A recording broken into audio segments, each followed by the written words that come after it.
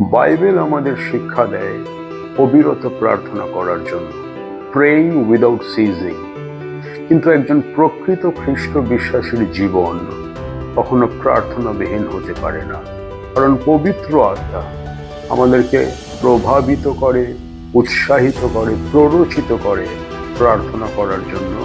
আর তাই আমরা আব্বা পিতা বলে তাকে ডাকি।